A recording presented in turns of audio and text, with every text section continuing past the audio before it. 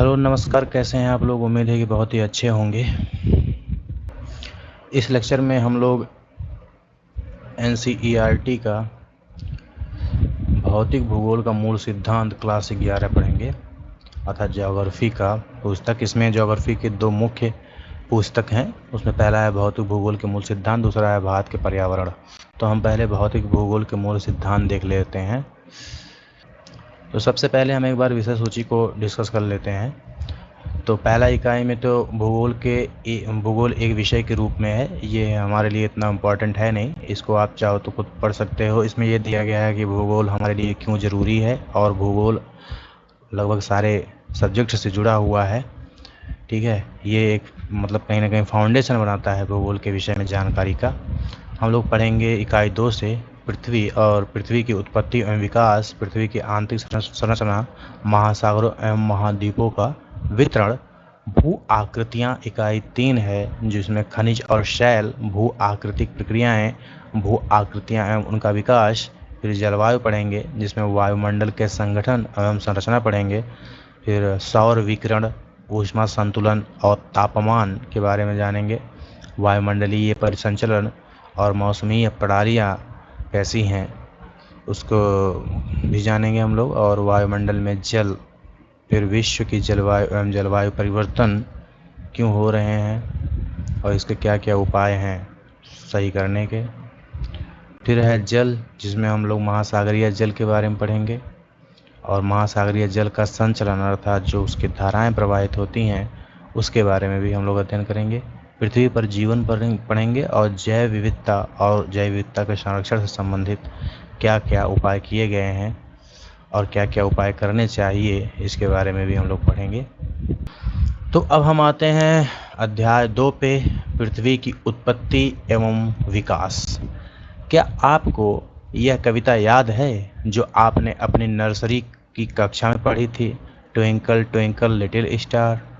बचपन से ही तारों भरी रातों ने हमें हमेशा आकर्षित किया है। आपने भी इन तारों के बारे में सोचा होगा और असंख्य प्रश्न आपके दिमाग में आए होंगे। कुछ इस प्रकार के प्रश्न जैसे आकाश में कितने तारे हैं, ये तारे कैसे बने, क्या कोई आकाश के अंत तक पहुंच सकता है। इन प्रश्नों के अतिरिक्त भी कई प्रश्न आपके दिमाग में आए होंगे। इस अध्याय में आप जानेंगे कि ये टिमटिमाते छोटे तारे कैसे बने। इसके साथ ही आप पृथ्वी की उत्पत्ति व विकास की कहानी भी पढ़ेंगे। ठीक है, आगे हम पढ़ने से पहले थोड़ा सा एक डिस्क्लेमर डाल देते हैं कि थोड़ा हम स्लो रीडिंग करेंगे। ठीक है, स्लो रीडिंग करेंगे, और इसके दो मुख्य कारण हैं। पहला तो मैं स्लो पढ़ता ही हूँ, ठीक है, जिससे कि हर एक वर्ड को प्रभावी रूप से वेटेज दिया जाए, उसको ठीक ठाक तरीके से उसे बल मिले, जिसको समझने में आसानी हो। ठीक है, दूसरा वजह ये रहता है कि अगर स्लो रहता है तो विद्यार्थी उसको तेज़ करके देख सकते हैं, लेकिन अगर हम बहुत फास्ट पढ़ेंगे तो उसको स्लो करने पे आवाज़ फिर गड़बड़ होने लगती है। ठीक है, तो हम स्लो कर रहे हैं, जिसको फास्ट करना होगा वो कर सकता है। और लेकिन मैं रिकमेंडेशन मेरी तरफ से ये रहता है कि आप अगर पहली बार एनसीईआरटी से परिचित हो रहे हैं तो उसको नॉर्मल स्पीड पे ही देखिए। ठीक है, नॉर्मल स्पीड पे ही देखिए। और अगर आप इसको दूसरी बार कर रहे हैं तब आप इसको 1.5 पे, और अगर तीसरी बार देख रहे हैं तो 1.5 पे, और मतलब दूसरी बार पे 1.25 पे। और अगर इसके बाद फिर आपको रिवीजन करना है तेज़ी से, तब आपको स्पीड को डबल कर लेना है। ठीक है, तो इस हिसाब से अगर आप करेंगे तो आप बेहतर ग्रिप बना पाएंगे इस टॉपिक पे। दूसरी बात यह है कि अभी मैं जो एनसीईआरटी का सीरीज चला रहा हूँ उसमें मेरा मैक्सिमम फोकस जो है वो रीडिंग पे है।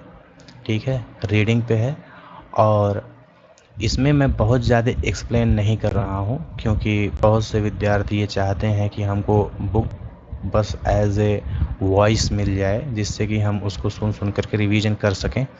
तो मेन पर्पज़ मेरा यही है अभी इस सीरीज़ में। लेकिन कुछ जो बहुत क्लिष्ट वर्ड होंगे जो मुझे लगेगा कि आपको बिल्कुल समझ में नहीं आ रहा, तो उसको हम समझा दिया करेंगे।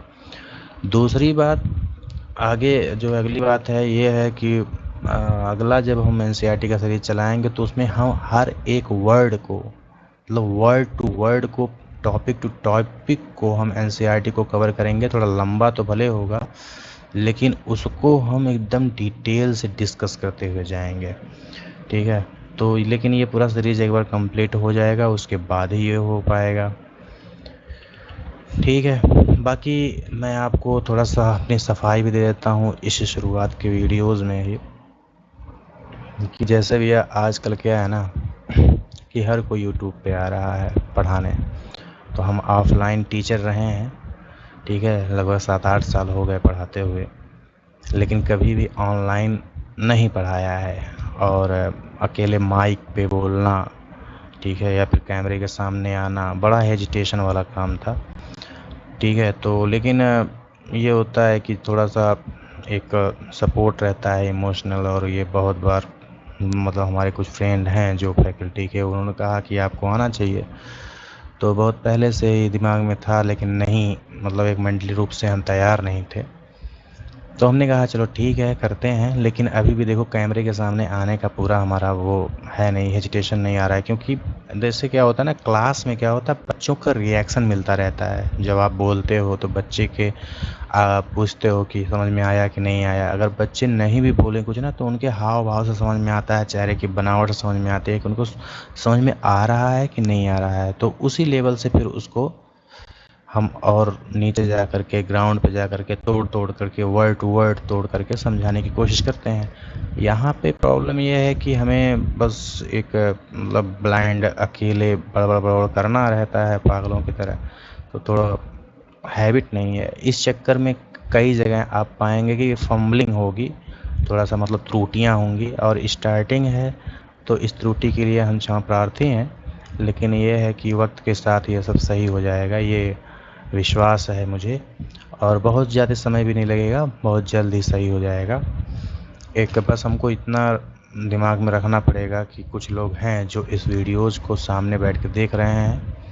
तो अगर मान लीजिए कि 10, 5, 20, 25, 50 जो भी देखेंगे, ठीक है, अगर मैं उसको इमेजिन करके देखूंगा तो मतलब चलूँगा, तो मेरे को प्रॉब्लम कम होगी, ठीक है, पढ़ाने में। बाकी उसके बाद कॉन्फिडेंस जब आएगा एक बार यूट्यूब पे, तो फिर आपको बेहतर टीचर नज़र आएगा। बाकी अभी आगे बढ़ते हैं हम लोग। देखिए पहली बात तो एक डिस्कस कर लेते हैं एक टॉपिक को। जैसे पृथ्वी की, जब कोई चीज़ पढ़ो ना, कोई भी सब्जेक्ट हो, उसका जो टाइटल है ना, उस टाइटल पे विशेष ध्यान देना चाहिए। उससे एक मतलब आपको क्लियर होता है कि इस चैप्टर में हम लोग पढ़ने वाले क्या हैं। पृथ्वी की उत्पत्ति कैसे हुई, ठीक है। तो जब पृथ्वी की उत्पत्ति पढ़ेंगे तो जाहिर सी बात है जिससे उत्पत्ति हुई उसकी भी उत्पत्ति देखेंगे। मतलब हम इसमें ब्रह्मांड का भी उत्पत्ति देखेंगे, फिर तारों की उत्पत्ति देखेंगे, और फिर सबसे अधिक फोकस रहेगा पृथ्वी की उत्पत्ति पे, और इसका डेवलपमेंट कैसे हुआ, इसका विकास कैसे हुआ पृथ्वी का, ठीक है। क्योंकि हम ज्योग्राफी पढ़ रहे हैं तो पृथ्वी से शुरुआत करेंगे। और हम आपको बता दें, क्लास 11th का जो एनसीईआरटी है वो बहुत ही ज़्यादा रिकमेंडेड और बहुत ही ज़्यादा इम्पॉर्टेंट है भाई, ठीक है। सबसे पहले आरंभिक सिद्धांत। पृथ्वी की उत्पत्ति के संबंध में विभिन्न दार्शनिकों और वैज्ञानिकों ने अनेक परिकल्पनाएं प्रस्तुत की हैं। इनमें से एक प्रारंभिक और लोकप्रिय मत जर्मन दार्शनिक इमैनुअल कांट का है। इमैनुअल कांट बहुत ज़बरदस्त दार्शनिक थे जर्मनी के, ठीक है। 1796 ईस्वी में गणितज्ञ लाप्लेस ने इसका संशोधन प्रस्तुत किया, जो निहारिका परिकल्पना के नाम से जाना जाता है, ठीक है। निहारिका, पृथ्वी की उत्पत्ति के संबंध में बहुत से परिकल्पनाएं हैं, लेकिन इसमें एक प्रारंभिक और मतलब शुरुआती दौर में सबसे पहले देखा जाए तो महत्वपूर्ण दार्शनिक इमैनुअल कांट ने इसके बारे में अपनी थियरी दी थी। और 1796 ईस्वी में एक गणितज्ञ थे लाप्लेस, उन्होंने इसमें संशोधन किया, जो निहारिका परिकल्पना अर्थात नेबुलर हाइपोथेसिस के नाम से जाना जाता है। ये हाइपोथेसिस इसलिए कहा जाता है क्योंकि उस समय तक इन लोगों के पास प्रूफ करने के लिए कुछ नहीं था। इस परिकल्पना के अनुसार ग्रहों का निर्माण धीमी गति से घूमते हुए पदार्थों के बादल से हुआ है, जो कि सूर्य की युवा अवस्था से संबद्ध थे। बाद में 1900 ईस्वी में चैम्बरलेन और मोल्टन ने कहा कि ब्रह्मांड में एक अन्य भ्रमणशील तारा सूर्य के नज़दीक से गुजरा। इन्होंने बताया बाद में कि एक घूमने वाला तारा सूर्य के नज़दीक से गुजरा और इसके परिणाम स्वरूप तारे के गुरुत्वाकर्षण से सूर्य सतह से सिगार के आकार का कुछ पदार्थ निकलकर अलग हो गया। मतलब गुरुत्वाकर्षण की वजह से, क्योंकि पास से गुजरा तो गुरुत्वाकर्षण की वजह से उसको खींच लिया, कुछ चीज़ों को, कुछ पदार्थ को, जो कि काफ़ी लिक्विड और गैसीय अवस्था में था। ठीक है, यह तारा जब सूर्य से दूर चला गया तो सूर्य सतह से बाहर निकला हुआ यह पदार्थ सूर्य के चारों तरफ घूमने लगा और यही धीरे धीरे संगठित होकर ग्रहों के रूप में परिवर्तित हो गया। पहले सर जेम्स जीन्स और बाद में सर हैरोल्ड जेफरी ने इस मत का समर्थन किया। यद्यपि कुछ समय बाद के तर्क सूर्य के साथ एक और साथी तारे के होने की बात मानते हैं। ये तर्क द्वैतारक सिद्धांत कहलाता है। मतलब कुछ लोग ऐसे मानते हैं कि दो तारा थे। ठीक है, 1950 ईस्वी में रूस के आटो और जर्मनी के कार्ल वाइजास्कर ने निहारिका परिकल्पना में कुछ संशोधन किया, जिसमें विवरण भिन्न था। उसके विचार से सूर्य सौर निहारिका से बनी घिरा हुआ था। उन्होंने कहा कि जो सूर्य है वो सौर निहारिका से घिरा हुआ था, जो मुख्यतः हाइड्रोजन, हीलियम और धूलि कणों की बनी थी। इन कणों के घर्षण व टकराने से एक चपटी तस्तरी की आकृति के बादल का निर्माण हुआ और अभिवृद्धि प्रक्रम द्वारा ही ग्रहों का निर्माण हुआ। अंततोगत्वा वैज्ञानिकों ने पृथ्वी और अन्य ग्रहों का ही नहीं वरन पूरे ब्रह्मांड की उत्पत्ति संबंधी समस्याओं को समझने का प्रयास किया। अब ब्रह्मांड की उत्पत्ति में आधुनिक सिद्धांत क्या है? तो आधुनिक समय में ब्रह्मांड की उत्पत्ति संबंधित सर्वमान्य सिद्धांत जो है वो बिग बैंग थियरी है, बिग बैंग सिद्धांत है। और इसे विस्तारित ब्रह्मांड परिकल्पना अर्थात एक्सपैंडिंग यूनिवर्स हाइपोथेसिस भी कहा जाता है। मतलब ऐसा हाइपोथेसिस जिसमें ब्रह्मांड निरंतर फैल रहा है। और 1920 ईस्वी में एडविन हब्बल ने प्रमाण दिए कि ब्रह्मांड का विस्तार हो रहा है। समय बीतने के साथ आकाशगंगाएं एक दूसरे से दूर हो रही हैं। आप प्रयोग कर जान सकते हैं कि ब्रह्मांड विस्तार का क्या अर्थ है। ठीक है, इसका क्या अर्थ है? एक गुब्बारा लें और उस पर कुछ निशान लगाएं। ठीक है, जिनको आकाशगंगाएं मान लीजिए। जब आप इस गुब्बारे को फुलाएंगे, गुब्बारे पर लगे ये निशान गुब्बारे के फैलाव के साथ साथ एक दूसरे से दूर जाते प्रतीत होंगे। इस प्रकार आकाशगंगाओं के बीच की दूरी भी बढ़ रही है और परिणाम स्वरूप ब्रह्मांड विस्तारित हो रहा है। यद्यपि आप यह पाएंगे कि गुब्बारे पर लगे चिन्हों के बीच की दूरी के अतिरिक्त चिन्ह स्वयं भी बढ़ रहे हैं, जबकि यह तथ्य के अनुरूप नहीं है। वैज्ञानिक मानते हैं कि आकाशगंगाओं के बीच की दूरी बढ़ रही है, परंतु प्रेक्षण आकाशगंगाओं के विस्तार को नहीं सिद्ध करते। अतः गुब्बारे का उदाहरण आंशिक रूप से ही मान्य है। बिग बैंग सिद्धांत के अनुसार ब्रह्मांड का विस्तार निम्न अवस्थाओं में हुआ। मतलब देखो, एक तरीके से पहले एकाकी परमाणु था, बहुत ही छोटे इकाई में, बहुत संघनित द्रव्यमान में पूरा ब्रह्मांड एकदम मतलब छोटे कण में था। और इसका एक बार विस्तार हुआ और तेजी से यह ब्रह्मांड का निर्माण हुआ। देखिए, आरंभ में वे सभी पदार्थ जिनसे ब्रह्मांड बना है अति छोटे गोलक, जिसको एकाकी परमाणु कहा जाता है, के रूप में एक ही स्थान पर स्थित थे, जिसका आयतन अत्यधिक सूक्ष्म और तापमान और घनत्व अनंत था। मतलब बहुत ही ज़्यादा तापमान और घनत्व था और इसका आयतन बहुत ही कम था। ठीक है। बिग बैंग की प्रक्रिया में इस अति छोटे गोलक में भीषण विस्फोट हुआ।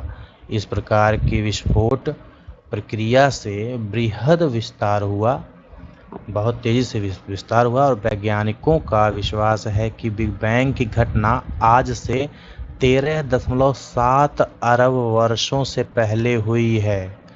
ब्रह्मांड का विस्तार आज भी जारी है। विस्तार के कारण कुछ ऊर्जा पदार्थ में परिवर्तित हो गए।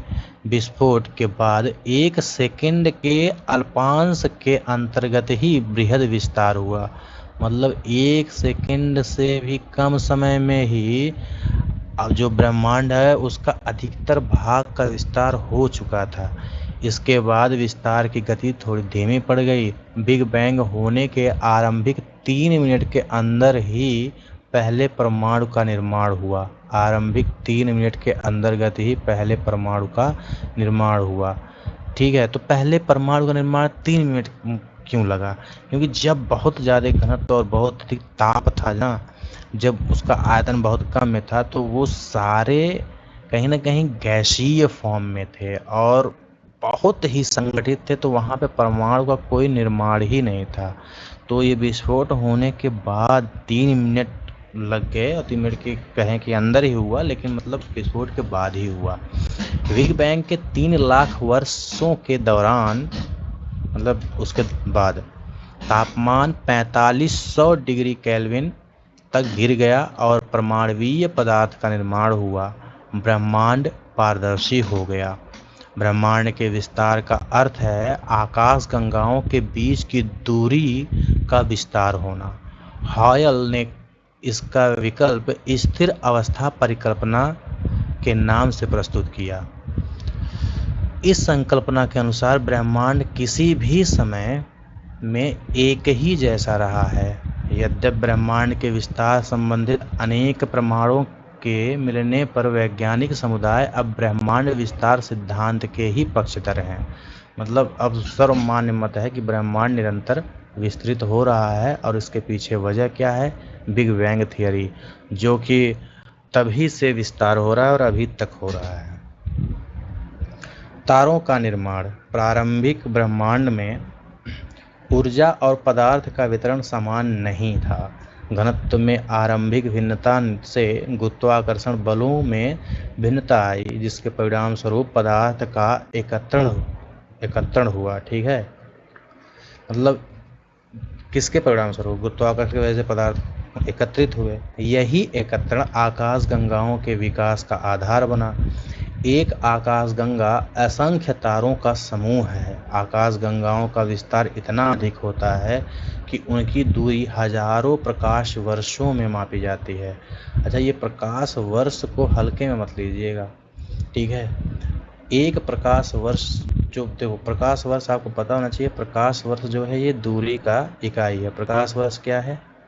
प्रकाश वर्ष जो है, प्रकाश वर्ष जो है वो दूरी का यूनिट है। मतलब दूरी मापने के लिए एक यूनिट है। जैसे मीटर है, सेंटीमीटर है, मिलीमीटर है, किलोमीटर है, डेकामीटर है, डेसीमीटर है। ठीक है, ये सब मीटर जैसे हैं। ठीक है, पिकोमीटर है, हेक्सामीटर है, पेंटामीटर है। तो ये सब मीटर तो है ही, उसी में प्रकाश वर्ष भी एक दूरी का इकाई है। ठीक है, और प्रकाश वर्ष दूरी को मापने के लिए अगर सोचे कि इसकी लंबाई कितनी है, अगर प्रकाश वर्ष है कितने मीटर के बराबर होगा या कितने किलोमीटर के बराबर होगा, तो मैं आपको बताऊं कि प्रकाश वर्ष के नाम से पता चलेगा कि लाइट जो है, लाइट एक वर्ष में जितनी दूरी तय कर ले, एक वर्ष में लाइट ने चलना शुरू किया, आपने क्लिक किया और एक वर्ष में लाइट जितनी दूरी क्लिक कर दे, जितना दूरी तय कर ले, उसी को एक प्रकाश वर्ष कहते हैं, एक लाइट ईयर कहते हैं। ठीक है, मतलब ये बहुत बड़ी दूरी है भाई, बहुत ही बड़ी है। आप एक बार निकालिएगा कि प्रकाश का चाल गुणे 1 वर्ष का टाइम निकाल लीजिएगा, गुणे करके बताइएगा कि कितनी दूरी होती है। और ये बताए जा रहे हैं कि आकाश गंगाओं का विस्तार हजारों प्रकाश वर्षों में मापी जाती है। एक अकेली आकाशगंगा का व्यास 80,000 से 1,50,000 प्रकाश वर्ष के बीच हो सकता है। और ये आंकड़ा सुन के आप लोग पता नहीं कितना कल्पना कर रहे हैं, लेकिन आपको मैं बताऊं कि अभी हमारे पास ऐसा कोई उपकरण नहीं है। जैसे मैं बताऊं आपको, सपोज करिए ये हमारा ब्रह्मांड है, ठीक है, ये हमारा ब्रह्मांड है। इसमें बहुत से आकाश गंगाएं हैं, इसमें बहुत से आकाश गंगाएं हैं, ठीक है, बहुत से आकाश गंगाएं हैं, बहुत से आकाश गंगाएं हैं। ये आकाश गंगाएं कितने हैं? इनफाइनाइट, कोई संख्या ही नहीं पता किसी को कितना है, बहुत ही ज़्यादा हैं, ठीक है। वो संख्या किसी को क्या पता है, तो हम अगर मिलियन बोलें, बिलियन बोलें, ट्रिलियन बोलें, तब भी कोई मतलब नहीं है। मतलब इतना है कि कोई गिना ही नहीं अभी तक, न गिन सकता है, अभी हमारे पास ऐसी कोई टेक्नोलॉजी नहीं है। तो एक आकाश गंगा, इनमें से एक आकाश गंगा की बात चल रही है। सिर्फ एक आकाश गंगा का अगर व्यास मापें, तो अगर इसका एक ऑन एवरेज मान लीजिए व्यास या यहाँ से लेके यहाँ तक है, तो ये बता रहे हैं कि ये 80 प्रकाश वर्ष से, लाइट ईयर से लेकर के 1.5 लाख लाइट ईयर हो सकता है, 1.5 लाख लाइट ईयर हो सकता है। इसका मतलब क्या हुआ भैया? इसका मतलब हुआ कि अगर हमारे पास ऐसा कोई उपकरण हो, ऐसा कोई उपकरण हो जो कि प्रकाश के चाल से चले, जो कि लाइट के चाल चले, जबकि हमारे पास ऐसा नहीं है कोई उपकरण। और जो भी रॉकेट है, जो आज तक का सबसे फाइटर जेट बना हुआ, वो भी 10 मैक तक बना है अभी, ठीक है। 10 मैक मतलब ध्वनि की गति के 10 गुना तक, ठीक है। ध्वनि की गति कितना है? 352 मीटर पर सेकंड है, ठीक है। तो ये कितना है? और लाइट कितना है? वो 3 लाख किलोमीटर पर सेकंड है, ठीक है। कितना है? 3 लाख किलोमीटर प्रति सेकंड है ना। तो ये कहाँ, ये कहाँ? तो समझने वाली बात है। अगर हमारे पास लाइट की स्पीड से चलने वाला कोई उपकरण हो, कोई साधन हो, कोई परिवहन साधन हो,